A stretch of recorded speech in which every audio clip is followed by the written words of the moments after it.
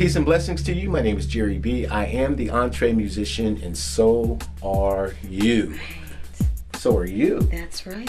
Welcome to another episode. We are expanding the platform, and guess who we have as our very first artist? We've done an interview before, but never with an artist of this young lady's caliber. This is Myriad Jacobs, and she is a national smooth jazz vocalist, doing it, lighting Cleveland up, keeping Cleveland on fire.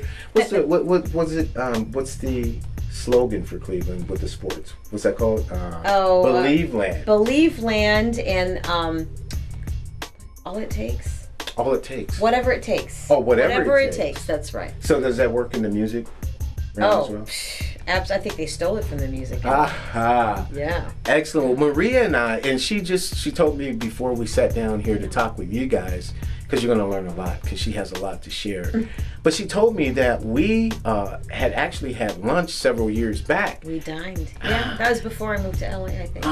And I don't remember it. So, you know, little old, but Facebook wasn't around back then. Now that we're dating ourselves, that was long before Facebook. Facebook started, I think, in 2004. So. And we were in Cleveland. Yeah, we met in Cleveland.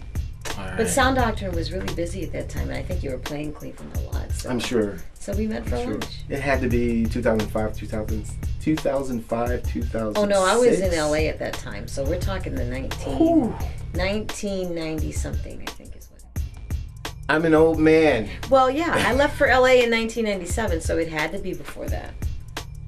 Welcome to the EntreMusician, where we aging host welcome wonderful, beautiful, and talented artists to our platform. But before we can get started, all of our videos are sponsored by Vocal. If you talk all day, like I sometimes do, or you sing all night, like Maria does, then if you talk all day Vocal. and sing all night. And sing all night. Teachers are the very good vertical market for that stuff. Absolutely. Preachers, motivational speakers, people that use their voice for a living, coaches, radio announcers, TV. Yeah. This is what you want. Vocal. So go to drinkvocal.com. Now, we're going to get into some real gear, because you've been in the industry how long? Well, my first professional gig was at Kings Island back in 1989.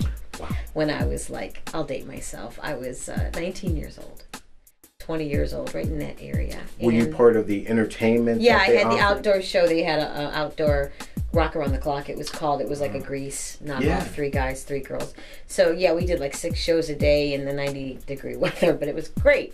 And I enjoyed it. That's not to say I wasn't singing in a professional atmosphere. My dad's a drummer. All right. So he brought me out to gigs, taught me early on that you count off your tune and your tempo, you give the musicians your key, and away you go. So I had done a fair amount of that before I started getting paid. I see. It's funny, jazz gigs, when you're first starting out, you're really not getting paid. You're sitting in, you're going to jam sessions, or you have real good singer or musician friends who were kind enough to share the mic with you. You know, I used to have singer friends. When I'd walk into the club, they'd hand me the mic, and I would just start singing. Just go with it. You don't always get paid early on for jazz music. You kind of got to cut your teeth and hone your craft before people are going to pay you. It's true. Yeah. Now, how early do you remember starting when your dad says, "Hey, I want you to"? That was in high school, I think, but I started singing in the church. I think I was 5 years old the first time my dad brought me up to the choir loft. Was he playing drums? No, he was singing. It was a family affair. My aunt, my godmother, was the choir director, and her 2 daughters, my cousins, and me and my sister, and my dad. So we were all, it was a family church environment that I sang in from the time I was a wee little girl. All of the most brilliant artists begin in church. I agree. That's my personal opinion or perspective. I agree. But if you know the longevity of many of these artists, you ask them the question, where did you begin? Church. Well, they had roots. Yeah. I was actually in a Middle Eastern Catholic Christian church. So, we weren't doing a lot of 1-4-5 Sure. hymns, traditional in a lot of Protestant churches, especially, or even in a Western Catholic church. We did a lot of Middle Eastern, harmonic minor kind of. Sure. You really had to listen, and I think I got my ears on it at a really early age. You know what I mean? It wasn't the typical 1-4-5 progression that you heard. It was all the notes in the cracks. You really had to find. So that was a great experience. Absolutely. It kept you technical. Oh, yeah. Yeah. So when did you decide during that time between the 5-year-old until your dad in high school says, hey, I want you to look into this, that you yourself said, I'm going to do this for life? Yeah, I think it was a big part of my life. I was a flute player starting off in the 4th grade, so most of my emphasis throughout high school was on the flute. I loved to sing, and I sang in musicals and church choir and chorale. I mean, the choirs, show choir especially. And my high school choral director was turning us on to vocal jazz groups that were really in their infancy. Manhattan Transfer was the only one doing it back when I was in high school. So he'd bring in these vocal charts, and he would say, these vocal jazz charts, and he'd say, this is where it's going. And, look where we are now. I have New York Voices, and in addition to Manhattan Transfer, and I've sung in some vocal jazz settings over at Tri-C with Reggie Bowen. So, so I think that was when the transition into college, I had a great teacher, and that was when I got the bug. That was when I was bit. That was it. I started going out to these jam sessions for young musicians. It was in Columbus at Ohio State University, so we had a great community of young jazz artists who were new on their horn or singing. So I already had a foundation, so I already knew I would write a chart out a week, a tune that I wanted to do, transpose it in my key, take it to the piano that I was just learning at the time. And I'd take those charts out, and they respected me because I didn't just show up with, hey, what tunes do you know that I also know? Sure. I would have a chart in my key, And, these truly were cats that knew every tune in every key pretty much. But if I had an obscure tune that I wanted to do that wasn't your typical, then I had a chart with me that I'd written out. So they kind of respected that. I was doing my homework. You made your dad proud? Made my dad, yes. That's wonderful. Is your dad still playing? Yeah. My dad's 87, and he still does gigs. I know. God bless him, My right? hero. Yeah. Absolutely. Now, is he in Cleveland? Yeah, Dad's in Cleveland. Dad was on the Good Time 2, his band, for... you might as well say his name. 30. Oh, Mike Jacobs. Yes, of course I should. Yeah. My dad is Mike Jacobs. And he, with his brother Ralph, my uncle, they had a band, and they were on the Good Time 2 for like 30 years. They were the house band. Goodness. Yeah, so that was great. And now he works all around town, still does a lot of 87. 87 and still kicking. Yeah. That's fantastic. It is. That's it is. God is good. He is keeping them young. Now, so with respect to your family, you come from a large family, or? Yeah, pretty large. Well, I have 2 brothers and an older sister, and my sister sang in the choir. My brothers played drums. They tinkered around a little bit. I was the only one with the bug to do it professionally. Gotcha. So, but I have a lot of cousins on my mom's side and my dad's side, and we grew up together. We had dinner together. It was a real traditional kind of family environment that I come from. Sure. That was really rooted in the church, so it was nice. So what part of Cleveland then? The west side. I'm from Brooklyn, Ohio. We live very close to the high school where I went to high school. And where Parma is and Lakewood is, so Brooklyn is kind of in the middle of that west side area. Gotcha. Yeah. Gotcha. Well, fantastic. So now, fast forward a couple years, you went to Los Angeles. Oh, wow. And so was that the dream? Yes. Like, I'm flying to Los Angeles. Yeah. Not going to look back. Going to make it big. Burn the bridges behind me. Oh, no. No. I never burned the bridges. Okay. No. Never. And why would I? There's great musicians here. I guess I should say burn the ships behind you. There's this analogy from 100 years ago. Yeah. Where this army stormed this particular beach, and they burned their ships because they said, look, we're going to either make it or die. Right. Because we can't go back. Yeah. That was the analogy. Kind of poorly. I get that. Poorly fit. I get that. But yeah, no burning bridges. Yeah. But burning the ship, going to LA, becoming that star. Well, I mean, I never became a star. That was the aim, though. Of course it was. I wanted to move out there and never look back. I mean, you always appreciate your roots and you give respect to your roots and all of that. But I wanted to move out there and be a one-name artist. Everyone would know Maria Jacobs and her music, and I wrote a bunch of songs. Now, that did not happen. And I think by the grace of God, the path that I endured, wasn't my plan, was probably God's plan, which is great because I see today that his timing is perfect. Now, because I didn't become one of those, there's a launching pad out there now for young artists that wasn't around when I was starting out. Sure. So, they might get out there a little bit quicker, have a bigger career early on. In some cases they fizzle out, they burn. I mean, how many of them had a lot of longevity? Kelly Clarkson, Carrie Underwood, and the rest of them kind of maybe didn't have the longevity in their career. So what happened with me was, I recorded with Weather Report's rhythm section, Alfonso Johnson and Dugu Chancellor. They're in my second record, Chasing Dreams. And I worked with great LA studio artists when I went out and did gigs. I did some really big stuff, which was great, but nobody in the American ether out there really knew who Maria Jacobs was. But I was cutting my teeth with some of the best. I was friends with Alfonso Johnson here in Cleveland. We met when he was playing for Wayne Shorter doing the Tri-C Jazz Fest. Right. So he said, "Where do you sing? What do you do?" I said, "Well, I've got an album I'm working on." He said, "Well, can you send me something?" And I go, "Yeah, I'll have a demo before the record's ready." Yeah. So I mailed it to him in LA, and he wrote me very soon after, encouraging me, saying he listened to everything. Said specifically, "I'll always remember the music you're working on today. That's gonna be your springboard. It's gonna be your foundation for every genre that you work in." That's excellent. Yeah, and he was right. So fast forward now, after 12 years in LA of doing a lot of things but never becoming a big hit, I've written now over 100 songs. I've self-produced 6 albums. I've got 2 Bachelor of Arts degrees and a teaching license. Wow. Educator, performer, very well-rounded, and got a song on the radio across the country. I did all of that without a record label. And how did I do it? I didn't have any money. Good. I had no money. Sure. So how did I self-produce 6 albums? I just did what was right in front of me, what I could afford to do. At the time, I could afford to do one song here, one song there, as I wrote, and I still managed to get some radio airplay. You can do a lot of these things without what they are saying is the way to go. This is the mainstream way to go. This is The Voice or American Idol or America's Got Talent. And God bless those kids. It's great for them. It's a wonderful thing if they can have longevity. You know what I mean? Right. But that was not my path. It wasn't around when we were young, right? So what did we do? Right. We etched out our own kind of path that starts to come to fruition now later in life. And I don't regret that I didn't hit it big when I was in my 20s. Yeah. I might not have written all the music, all the life experiences that's in the music.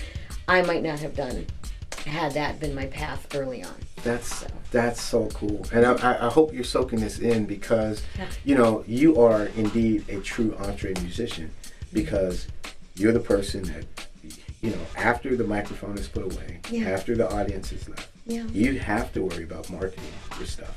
You have to worry about who's hitting your website. You have to worry about who's booking your gigs. You have to worry about all of these things. Yeah. And it's not just the artistry itself. Once upon a time, the artist could sign and the record company did everything. But to be able to achieve all that you have, including national airplay, with no promotion, no radio promoter, no budget, no marketing company behind you.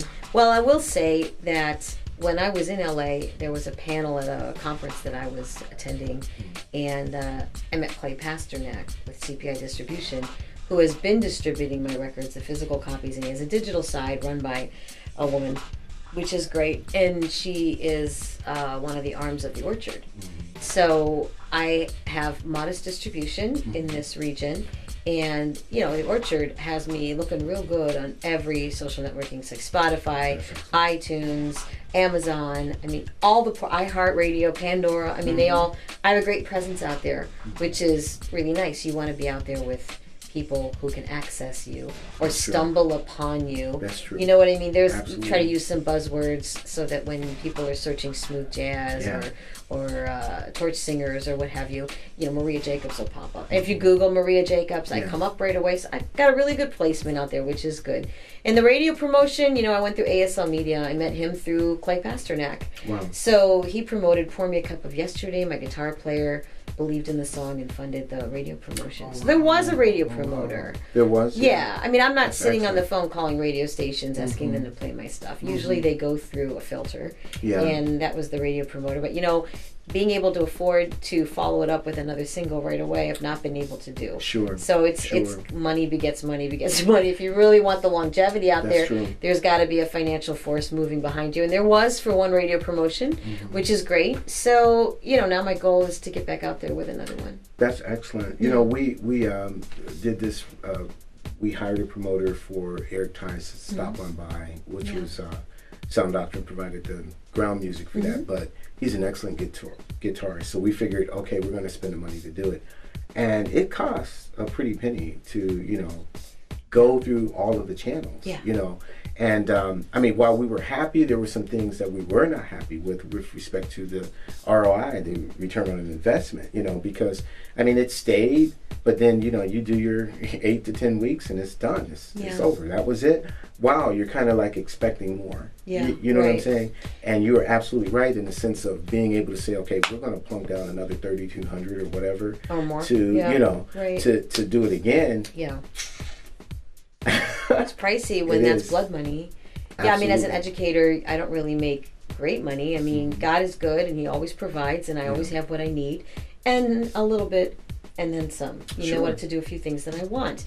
But thousands of dollars for radio promotion is disposable income that I'm not privy to on my own. Absolutely. But, you surround yourself with the right people who believe in you, and that's what I had with, I was telling a songwriting friend of mine, his name is Alan Licht. He's a great songwriter, and 3 of his songs are on my 6th studio album, Lucky Girl, that I sang, which is great. We were talking about, how much money it takes to really get your stuff out there.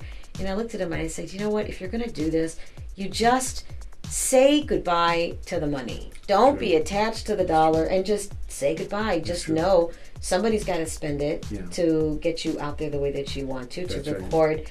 I record pretty affordably with Pico Card Productions, and it's always a great product that I'm never unhappy with. I'm usually quite thrilled. But that's all money out of the artist's pocket. Right. So early on as an independent artist, you're usually putting more money in than you're getting out. True. And that's, I'm grateful for all these portals, and I would not ever take my stuff down off of Spotify or YouTube or Pandora, or I would never do it. Yeah. But, we had this conversation. They're making money off of you, and you're not making any of that money. But what are you going to do? Not play the game at all? Oh, well, if I'm not getting paid, I'm just not going to do it. You can't. An indie artist path is completely different than that. It is. So this is where we can just put the shovel a little bit deeper in that, because I have made, and I told you this before we started this interview, with respect to Sound Doctrine, I made the personal choice to take all of our stuff down from Sound Doctrine, because CD Baby being our aggregator, right. We just hit the buttons. This is where we want our music, and it was just like I hit D, all of the above, right. Whether they pay or not, right? So my business manager, Donna Biscardi, she got tired of counting the 0.00007. What is this? Well, this is the Spotify, royalty. You didn't do anything, and you're getting the number of streams, but it's 0.00007. Yeah. So I began reading some reports, because I'm a researcher at heart. In another life I would have been an attorney, because I like to research things. So with respect to that, I started looking at their, I'm talking Spotify, so I'm not going to cast dispersion over the whole industry or anything, but particularly them being those who came up in the game a little late, began changing it a little bit, and Danny Eck is a drummer, so we won't get into, with your interview, the email conversations that I had with him, because I'm figuring drummer to drummer, what I don't understand is the imbalance. My analogy was, we live close to GM, General Motors, and so, it would be like a car company who says, all right, we're going to make this fantastic car, but we need tires to go in the car, but we're not going to pay the tire manufacturers. How far can you possibly go? You need the tires, we'll give you the tires, because that, the industry, that realm of the industry is founded on music. Music is what makes Spotify work, but you're not going to pay the artists, you're not going to pay the songwriters. There's going to be this fight, and still in Congress. And there is a class act. There is a lawsuit going on right now, Frederick versus Spotify. Because they apparently licensed music without permission. Right. They're doing. That's You know it's going to happen. You know, we can't all be Taylor Swift. I mean, she stood up for herself and indies like us, and she pulled her music. Taylor Swift can afford to pull her music off of Spotify. But when you want to get heard, you want to take advantage of all those portals. Yeah. You know, how can you help it? Well, here's my theory, and it's not set in stone. Yeah. I'm working this theory out. We know that we need marketing. We know that if it's just you and your audience loves Maria Jacobs. They need to know where to get Maria Jacobs. If Maria Jacobs can control where they go to get it, she can control the content and she can control the destination. Yeah. Then if they love Maria Jacobs, they're going to follow her there. Right. You know what I'm saying? So how do you streamline that to where any artist? Yeah. That because it's almost a game of follow the followers where this is what everyone's doing. You need to be on this. You need to be on. Oh, YouTube is coming out with their own channel. You need to be on YouTube. You need to be here. You need to Instagram. You need to. Okay, well, what works for you? Yeah. You know, if I could drive everybody in massive amounts to MariaJacobs.com, I mean, please, MariaJacobs.com. And it will be on the screen. Right. Yeah. And it's great. Yeah. It's great. How do you bring all those people to your website? You know, what is the massive marketing push that I can utilize to get everybody to come to MariaJacobs.com? I mean, radio was a really big part of it. I charted on the Groove Jazz charts. You know, Diana Krall was right in front of me. So I had a focal point for people. And God bless him, Mark Ribbon's here at 107.3. He's still playing for me a couple yesterday. Right on. Mark Ribbons, Grace Roberts, Dan Dealey, all of them. They have so many wonderful local artists, and they know it, and they're playing us. Yeah. So once the radio promotion is over after 12 weeks, you kind of are no longer in regular rotation with most stations across the country. But Mark will put you on. Mark will put you on. I was getting like 2 spins a day out of Mark, right? Yeah. So that's still going on, and they play other things for my Here Comes Winter record, which is really nice. But I just don't see a way around radio airplay, and in order to get that done, there has to be a promoter that there's got to be a promoter that has a big name, and there's how many of them that I know of? 3. I mean, Dave Kunert and Adam Leibowitz, who I worked with, and there's a third I can't remember, but you know, they're the bigger players in smooth jazz radio. If you don't have access to 18,000 broadcasters across the country and across the world, you know, when you have a market test, you go through what's it called, Vander Music Group. A good friend of mine is a rep for them, and that's another way to go. You know, market test your stuff and then promote it within 30 days of that market test. True. It's a great way to go. The thing is, you don't know what the promotion is going to cost until the market test comes back. True. So how do you save money? How do you know? It's like you have to have this endless amount of funds with you that you can put in right away while the market test is still live. So that's something I haven't been able to take advantage of. That's it's a resource that I could get into if I had the funds to follow it up. But you just never really stop looking for investors who believe in what you do. So here's a theory. With regard, and listen to what she's saying, because you're getting the juice because she's lived it. That's right. Now here's the thing, and here's a theory. The reason that we sat around and thought about the EntreMusician is to talk about topics like these, which are challenges for us across the board. I don't care from Chattanooga to Chicago. Right. You're hearing the same conversation. Yeah. Even with respect, and we haven't even gotten into live performances and promoters and venues yet. Right. And actually getting paid. Yeah. Right. That's maybe another interview. But anyway. Live production. Yeah. Live performances. Absolutely. But with respect to the EntreMusician, we knew that dialogue would be huge. And creating a conversation from one artist to the next to say, strengthen numbers. Absolutely. Right. Here is the challenges that face us all, because when we go back to Spotify for just 7 seconds, they posted a $4 billion quarter 2018 in the first quarter. $4 billion. Right. And again, the tires, right? Right. So they're traveling. And they have the tires. Yeah. And we're the tire manufacturers, which makes Spotify go because we're the artists. Yeah. So when you begin that conversation of going, okay, here's the challenge. What and how many options do we actually have? Now, MariaJacobs.com. Okay, why do we have a website? Why were you told to get the website in the first place? So people can come to visit to find you, see you, and everything that they need to know about Maria Jacobs, including her music, is there. Yeah. So more than you care to know. More, I doubt that. But you are transparent, and you have a history in your bio and where you're going, and hey, I can go and see you here tonight. Right. Boom, boom, boom. Right? Okay. So if all of that is there, should our energy be on all of these other channels? If we can take this pocket of money that we don't have, but we know we need, to say, get them here. Yeah. Would that not be $1 better spent? Sure it would.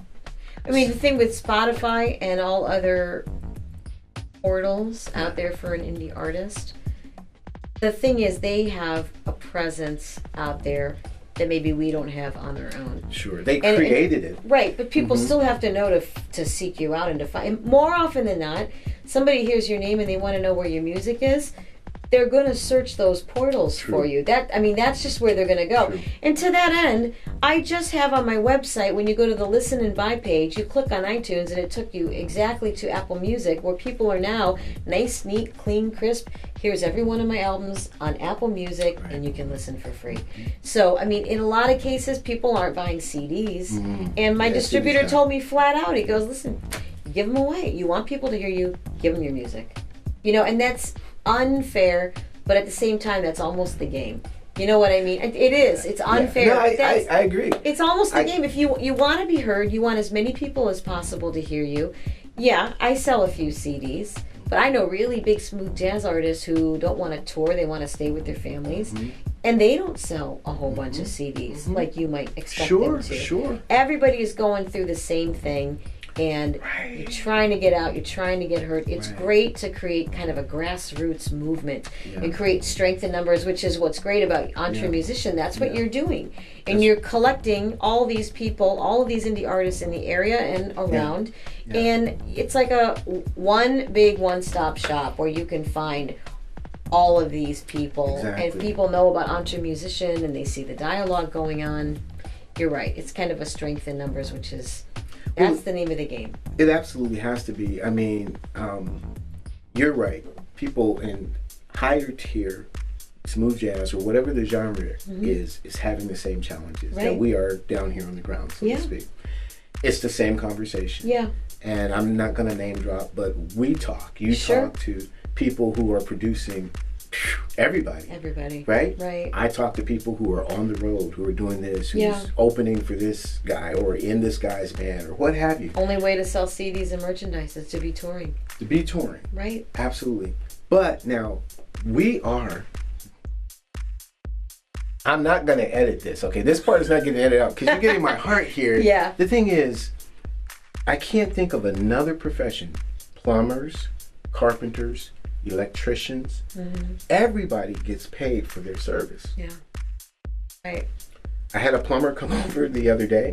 It wasn't like, man, God, you're the greatest plumber. You got a great reputation. Yeah. Here's my problem. Cool. I'm going to do my thing for free. Don't you worry about it. But Maria Jacobs, who has honed her craft, is a professional artist. Yeah. Just give it away. Give your music away. You know what I'm saying? That's the Heist end of things. You can say I'm not giving anything away at all. I want to get paid for my work, and that's great. You run the risk of maybe less people knowing who you are.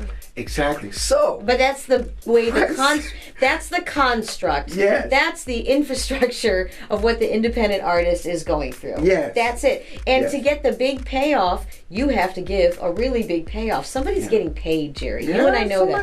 The artists that are out there on the mainstream platform, they got there because somebody got paid. Certainly. Right? Certainly. That's the game you're up against. Certainly. My brother likened it to a poker game. There's certain tables you just don't sit down to. Right. When the ante is $10,000 and up.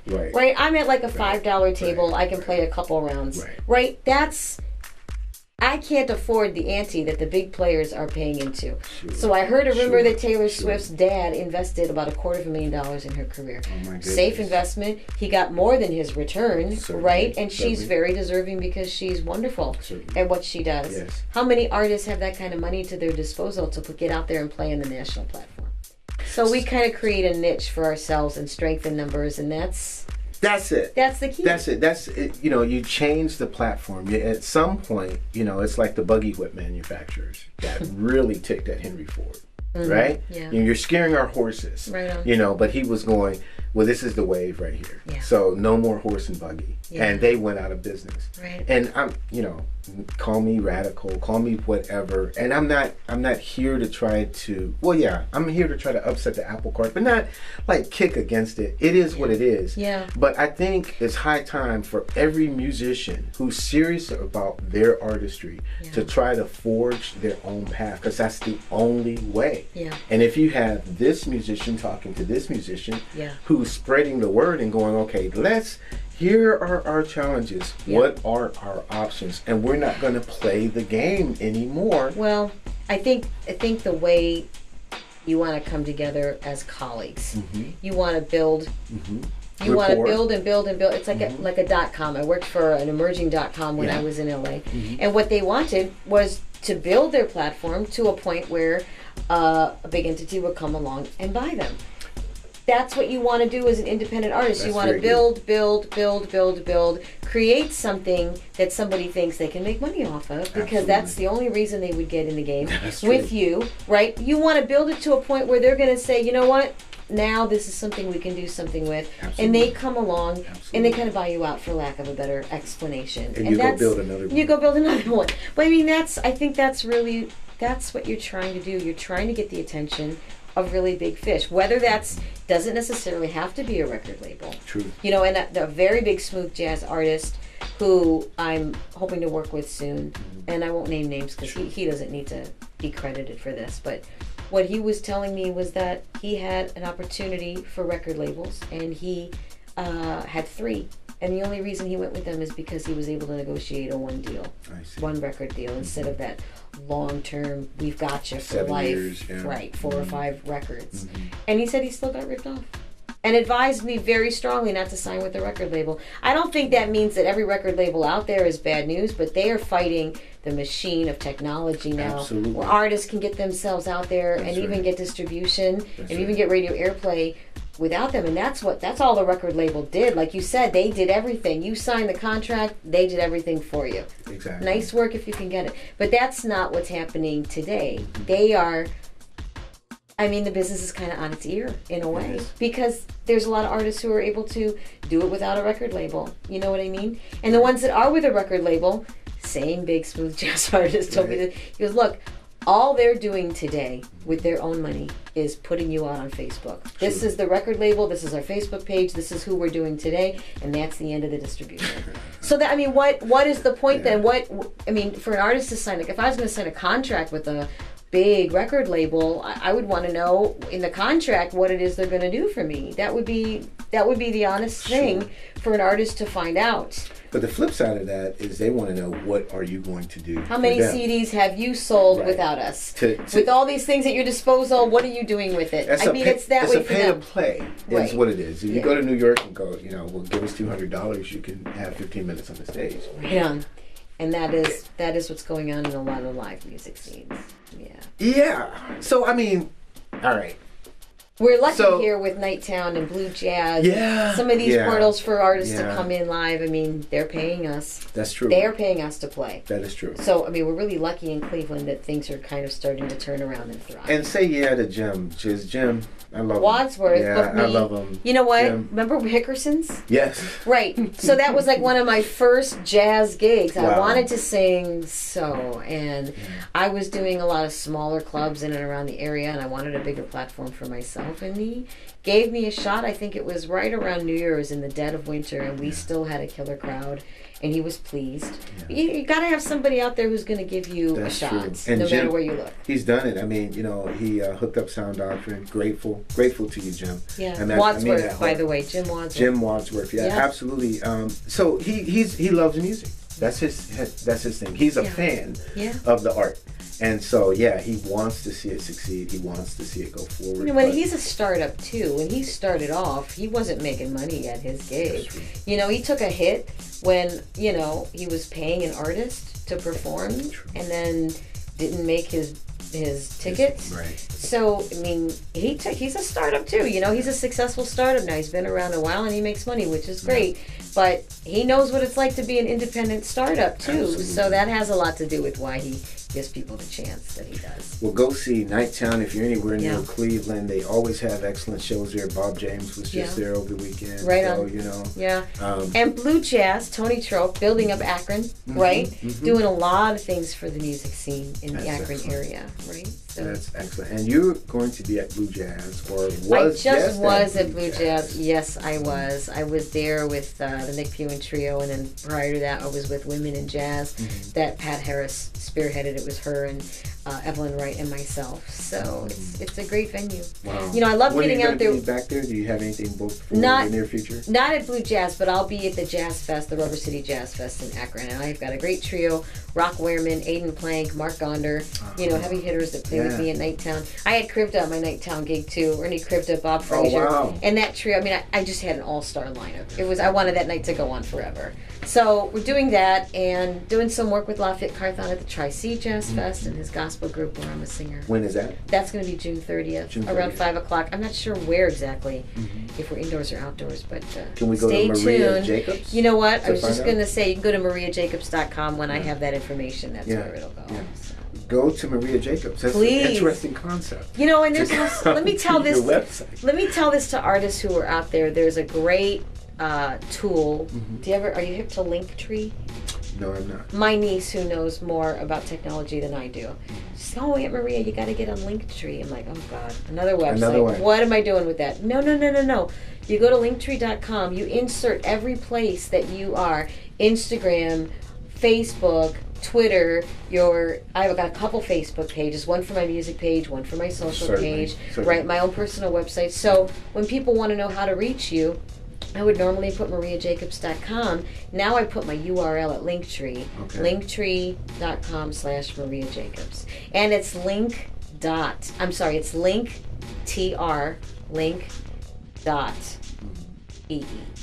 So it's a weird URL. linktr.ee.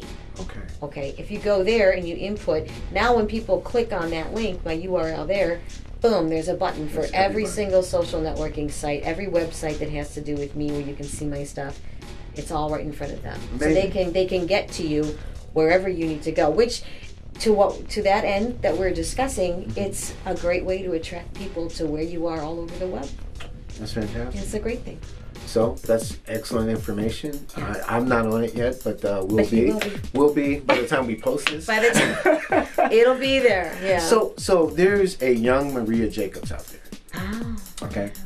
And so she's watching this video and she's saying, "Wow, I've had the same aspirations, but I'm hearing about the challenges, et cetera, et cetera." What would you tell her? Grace Roberts asked me that exact same question. We had an interview for her morning show, Wavelengths. And, when I was just starting out, it was such a monumental thing to take on. It was like standing at the bottom of the mountain and looking up and saying, well, how do I get up there? And all those steps in the middle, you just do one thing. You pick out one thing, learn one new tune, make one phone call to a club, put $1 aside for that CD that you want to make. And those, I think people all look at the really big things and they kind of forget about the little itty bitty steps along the way. And it's the real memories that you make are in those little steps every day. Yeah. Those real giant steps that you see, they're hard to maintain. Yeah. It's not that they're not great, but they're really hard to maintain and have those big leaps all the time every day. Absolutely. So it's all in those little steps that you take every day. That's what people remember. That's good. That's really, really good. Only she was looking at me when she said that. She should have been looking at you. I should have. Oh, I'm sorry. You're right. I should have been looking right at Baby Maria. Yeah, Baby Maria. Listen. Just do one thing. One thing every single day. That's excellent advice because you move the needle forward, and then people call you lucky or wow, what a big break she had. But Yeah. She didn't see her in the trenches, moving, right? Yeah, I think you're an overnight success after 20 years of practice. After 20 years. So you were saying, and we could be here all night, but we won't.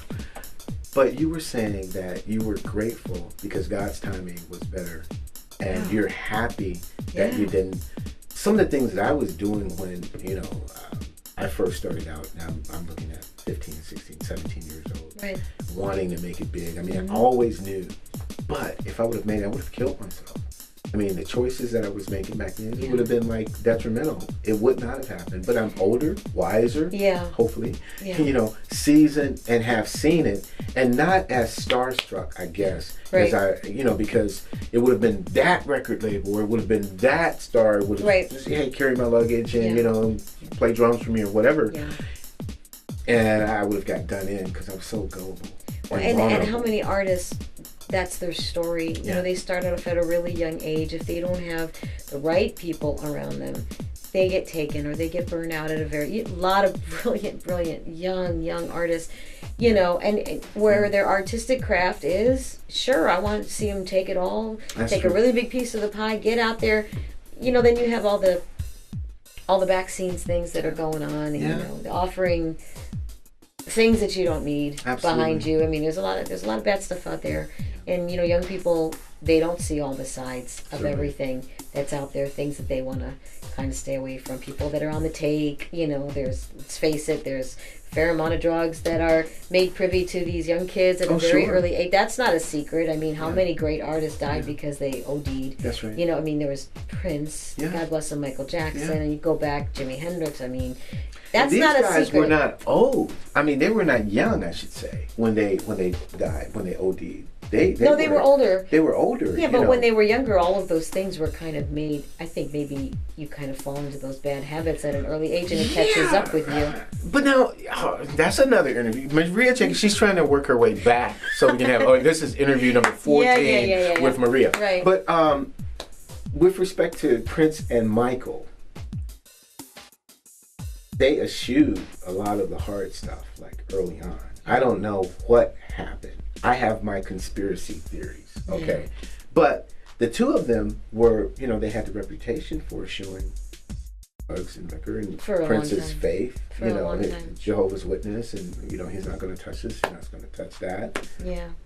And then there's that thing. But that is okay, then the last thing I'll say, that is exactly what I'm talking about. Maybe you start off and you think to yourself, well, I mean, my faith, I'm a Christian. I love Christ and everything he's done for me. I would never touch that stuff. Yeah. I'd like to believe that that's 100% true. And it's far more true today at my age than it might have been when I was 20 years old. Sure. I think it might be naive to think that those things can't touch you. Well, no, I'm not saying that. Here's what I'm saying. I'm saying, I think in the instance of these two gentlemen, that their constitution had been so strong, and there was reputable evidence from those around them saying something's wrong here. Yeah. He would have never done this, that, and the other. Oh, you're saying that he didn't do a lot of those things the papers are saying that he did? Correct. Oh, okay. Well, I hope not. Correct. That's another interview because I blogged on it because when they broke into his vault, this might get edited out. I don't know. We don't know yet. But when they broke into his vault without Will, they had his sister. I'm talking about Prince right now. Okay, what happened that the proverbial they can just go into this man's vault and really know 30 days has not elapsed since his death. It's interesting stuff. Stuff we'll maybe never know the answers to.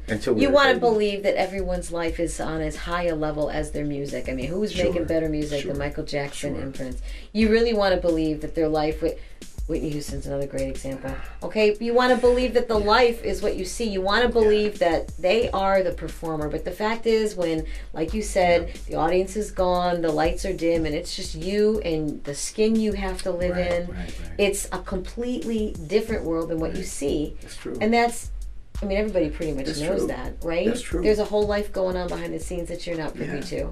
Yeah. So I think that's, You want to believe that that artist that you adore, that inspired you to get out and sing and make a career for yourself, you want to believe that their personal life is on as high a level as their professional life that you see, that you buy and you buy into 100%. But there's a whole behind the scenes thing more often than not that people don't see until it's too late. I can agree. Right? Nobody really talked about what Whitney Houston was going through until she was dead. Sure, I can agree with that. Yeah. Absolutely.